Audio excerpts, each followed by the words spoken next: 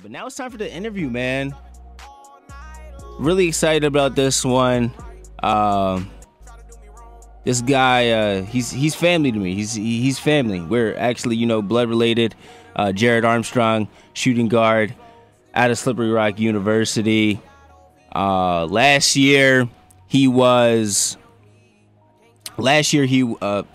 past season, I should say. This past season, he was sixth man on his team. He appeared in all 29 games.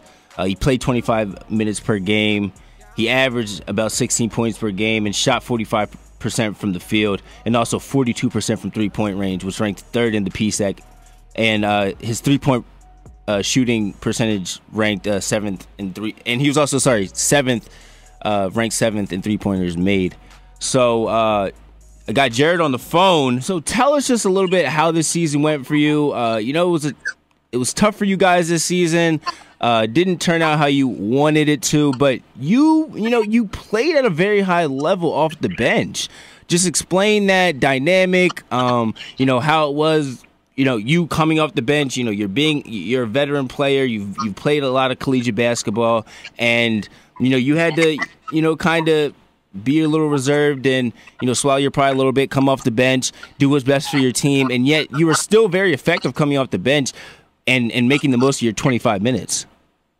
I just thought I was very productive. It was for the betterment of the team, and I was always a threat on the floor. I was the first one to come in the game, and teams would basically underestimate me, and that's when I took advantage of it until the second go around of the season. But it was a great testament for me. I think the season was great for us. We had a new young coach.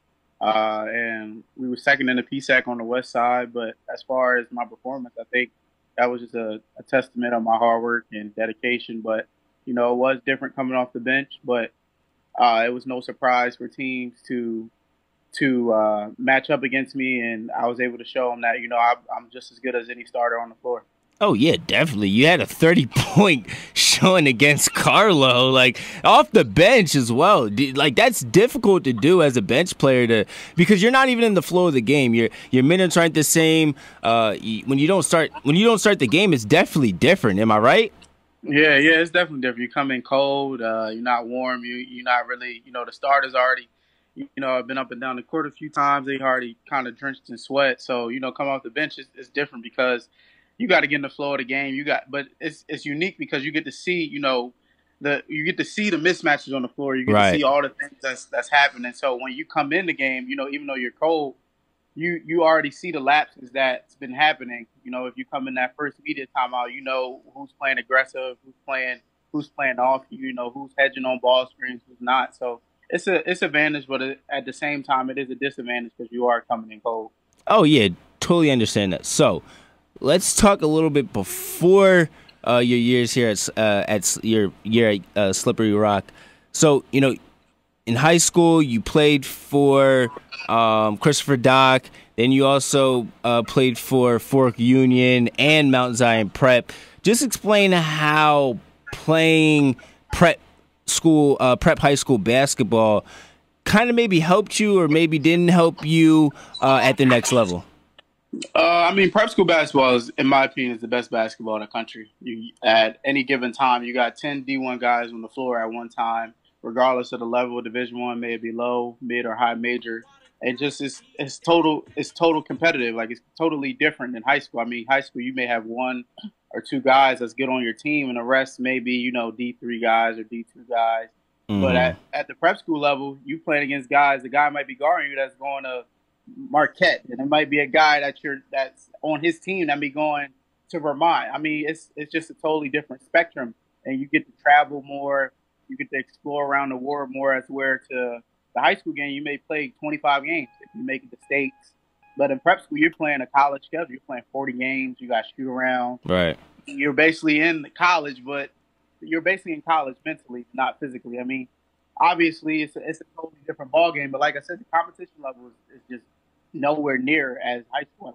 Even in practice, you may have a guy guarding you that's a high major player compared to in high school. You may have a guy that just bumped up from JV for the day. Mm-hmm. So, it's just a totally different aspect, and the way you it takes the seriousness out of it. Like, it's strictly business at that point. Everybody on your team is trying to get to the next level. Jeez, man, that's crazy. That dynamic is insane, but I definitely believe it. You're a 1,000-point scorer at both high schools that you went to. So just explains who, some coaches, some high school coaches maybe that were a big influence for you to where you have become now. So who influenced you the most coaching wise to being the player and the elite talent that you are currently? It has to be definitely my trainer, Chuck Moore, and my high school coach, my prep school coach and high school coach, Matt Dolan and Rod Harrison. I mean, Matt was a young guy, fresh out of college when I was at Christopher Dock, and he was just always willing to work. I mean, he was always put the extra work in with me, regardless of it being 6 a.m. or 7 o'clock at night. He was just always there for me. As to Coach Rod, he pushed me.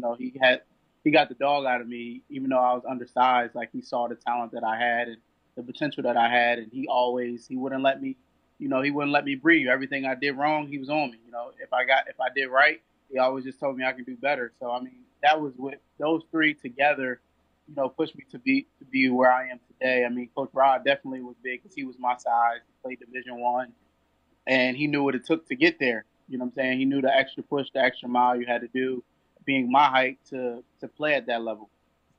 Yeah, I totally understand that, and that's great that you had these coaches in your corner, because I know we've talked about on several occasions that you've been around coaches that haven't always had your best interests at heart and have made it difficult for you to receive certain opportunities. So it's great that you did have a few coaches that actually cared about you and saw talent in you and actually believed in your talent as well. So that's really great to hear. So just talk about a little bit your time where when you were in Butler County Community College in El Dorado, Kansas. Just talk about that dynamic. You averaged 13 points per game, 2.5 rebounds and 2.5 assists. But while you were there, you shot 49% from the field and 44% from 3-point range. And not to mention, you also shot 80% from the foul line as well. So just tell me about what it was like being so far away from home, since you're from the Philadelphia area, and then just playing out there and having to fight for minutes and having to play against all these guys and trying to market yourself in a manner so that you could get scholarships and you could get looks and offers. Yeah, I mean, it was a do or die situation. I mean, JUCO basketball is basically do or die. And when I went out to Kansas, it was a different experience. Kansas is basically a state in the middle of nowhere. It's flat land. It's nothing else to do but play basketball. So my mindset was school and basketball, and I lived in the gym literally from whenever time I got out of class, maybe 12 o'clock, I was in the gym all day. And that's what it took, because at the end of the day, if you don't push yourself at that moment, you won't be in school the next year. I mean, that's how that JUCO life is, and I didn't want it to be another statistic. And That's how I looked at it, and that's what made me shoot the ball so well. I put up 1,000 shots a day, and I was able to shoot. Our offense was very unique. It was a spread offense, and it was very point guard dominant. But as far as my performance, I thought I shot the ball extremely well, and my statistics show that. And it's a unique experience because El Dorado is maybe a town of 2,000 people, so everybody knows everybody. If you go to McDonald's, you may see your classmates. So I mean, it's a unique experience out there. It wasn't fun. It was basically a grind year that you had to sacrifice yourself to get to that next level. Hey man, that's what you got to do. Like, that's in there. But you know what? I totally understand it, because that's what you got to do in anything in life. With anything, you have to be so passionate and motivated that it's either you do it or you die. Like, it has to be that. Yeah. It has to be that dramatic. Exactly. Yeah. Hey man, I definitely feel that. So I kind of want to get your feelings on your gameplay. So you're an undersized guard, you're 5'10", about 185 pounds. How hard has it been for you just to get people to believe that you can play at a high level? You're undersized, and and you know but you're still a dynamic point guard. You can pass the ball, you can shoot, you have a very high IQ, you understand offenses and defenses, you're able to see the floor very well.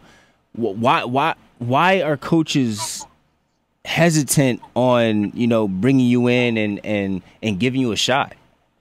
I think coaches just don't see the bigger picture. They look at somebody's frame and their height and they judge it and define their game already. Mm-hmm. You know what I'm saying? And it's just tough when you're my size.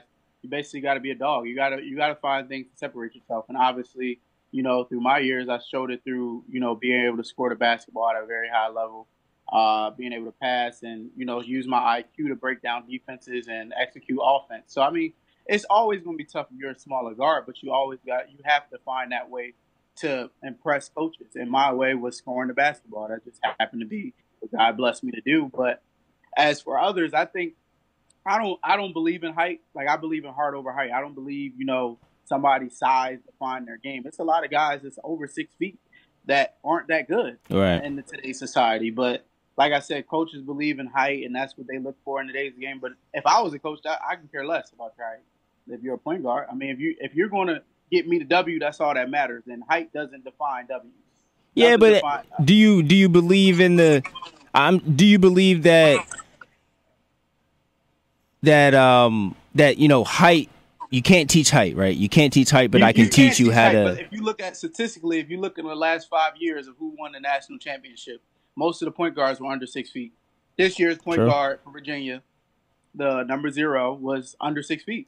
The point guard for Louisville, when Louisville won it, was Russ Smith and Peyton Siva, under 6 feet. I mean, if you look at just the history of who wins championships, most of the point guards are under 6 feet. There's not teams winning championships with 6'6" point guards and 6'7" point guards. Yeah, true. In the college level. That is true. That's just statistically, if you look at that way, that's how they win it. They want small, quick guards that can get it done, that can score and can pass the ball. So do you think that your best attribute, do you think that you're better coming off of screens and catching and shooting, or do you think that you're better off the dribble? I think it's a mixture of both. It depends on how I'm being played. Depends on who I'm playing against. I mean, the scout report. I mean, it really depends on my day. I mean, I can catch and shoot at a high level, and I can come off the dribble and score at a high level. I mean, if it really depends on the day. I mean, if it's a team that closes out hard, then it will be a better off the dribble day for me. If it's a team that sags and wants to protect the paint, then I'm gonna have to be able to catch and shoot. So, in my opinion, I'm more of a off the dribble guy, pull up guy, and I'm able to create my own shot and create for others that way. Hey man, I like everything that you're saying right now. I can't wait to see what you do next year. One more thing before I let you go. Who would you model your game after in the NBA right now? Who's somebody that you would say, yeah, that guy, he plays just like me? I feel like I already have an idea of who you're gonna say just because we talk so much, but I wanna let the people hear it as well. I mean, I like Isaiah Thomas. I think I'm very similar to him. I mean, when I started coming off the bench and I watched, I think I'm smaller, way smaller, but I do think I still have a Lou Will syndrome. Lou Will. A Lou Will syndrome. But other than that, especially IT, I watch him a lot and I model my game after him. But if I look at it similarity-wise, I'm very similar to him, being able to create, being a smaller guy, being able to create their own shot, score off the dribble, score in different variety ways. And he's definitely a one-on-one player that I model my game after, and that I think I'm most alike.